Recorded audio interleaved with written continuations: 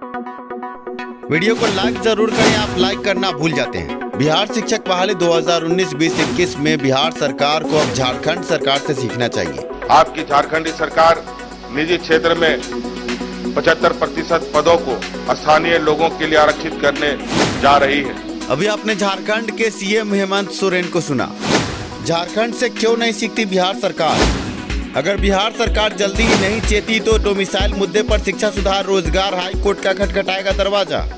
72वें गणतंत्र दिवस के मौके पर झारखंड के सीएम ने बड़ा ऐलान किया। 75% निजी क्षेत्र में आरक्षण की बात की है। निजी क्षेत्र में जब 75% आरक्षण की बात कर सकता है झारखंड, तो बिहार में शिक्षक बहाली में डोमिसाइल क्यों नहीं, बड़ा सवाल है। बिहार सरकार शिक्षा विभाग जब ऑनलाइन तरीके से सर्टिफिकेट की जांच की बात करती है तो फिर ऑनलाइन बहाली में डोमिसाइल की बात क्यों नहीं करती?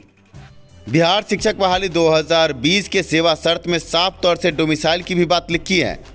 सिर्फ ऑनलाइन सर्टिफिकेट की जांच कर पल्ला झाड़ने के फिराक में सरकार पर बड़ा सवाल ये है कि जब 21/8/2020 से सेवा शर्त 2020 लागू है तो बिहार शिक्षक बहाली में डोमिसाइल क्यों नहीं?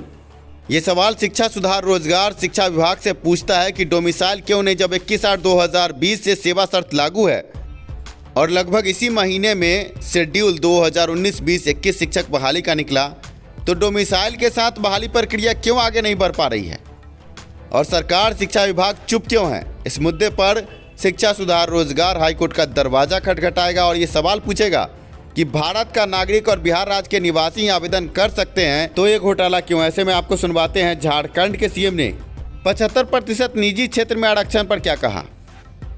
जहां कहीं भी आवश्यक हो नई नीति बनाई जाए तथा वर्तमान में लागू अधिनियम नियम और विनियमों में आवश्यकता अनुसार संशोधन किए जाएं।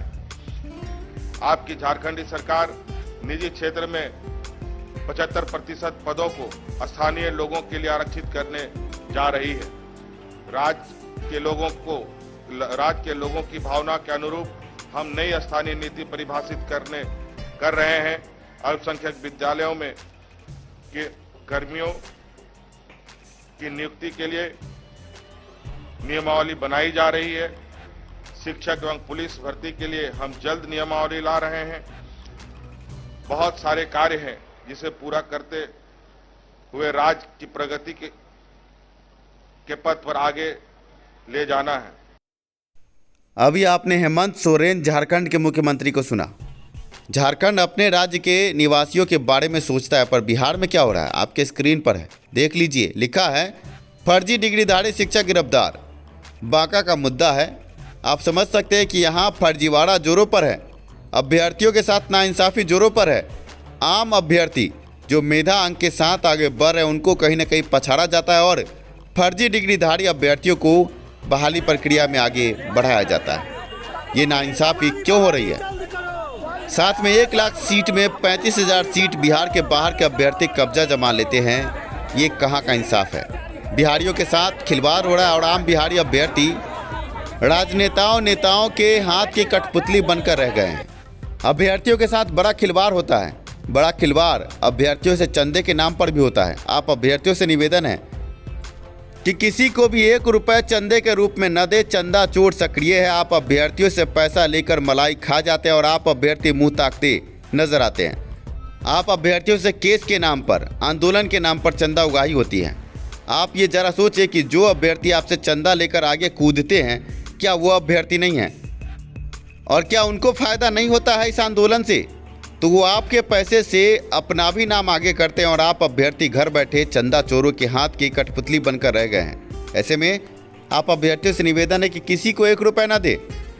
आप सीटेड दिसंबर अभ्यर्थियों के केस को ही देख लें। केस में शिक्षा सुधार रोजगार ने LPA केस में किसी से भी कोई रुपए लेने की बात नहीं की, पर कुछ लोग आप अभ्यर्थियों से LPA केस के नाम पर चंदा उगाही कर रहे हैं।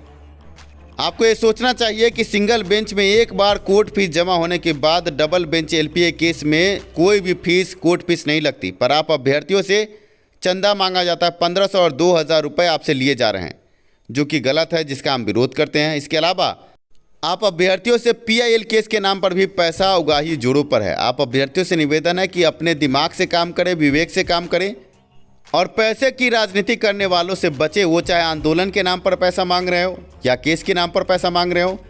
केस के नाम पर या आंदोलन के नाम पर किसी को 1 रुपए न दें।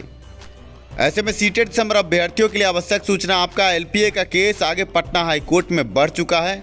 किसी को भी 1 रुपए न दें, कोई कोर्ट फीस नहीं लगता एलपीए के केस में। आप अभ्यर्थियों से निवेदन है कि जो कर रहा है शिक्षा सुधार रोजगार अपने बदौलत कर रहा है, आप अभ्यर्थी किसी को केस के नाम पर 1 रुपए भी न दे। आप अभ्यर्थियों का केस आगे बढ़ रहा है, वो चाहे एलपीए का केस हो या पीआईएल का केस हो।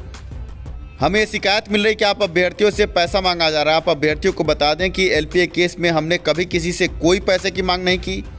अब जब चंदा उगाही की बात सामने आई है, आप अभ्यर्थियों से निवेदन है हाथ जोड़कर किसी को कोई पैसा नहीं दें। वीडियो पसंद आया हो तो लाइक ज़रूर करें। आप लाइक करना भूल जाते हैं। वीडियो को लाइक करें, चैनल को सब्सक्राइब करें और कमेंट में अपने विचार ज़रूर दें। धन्यवाद।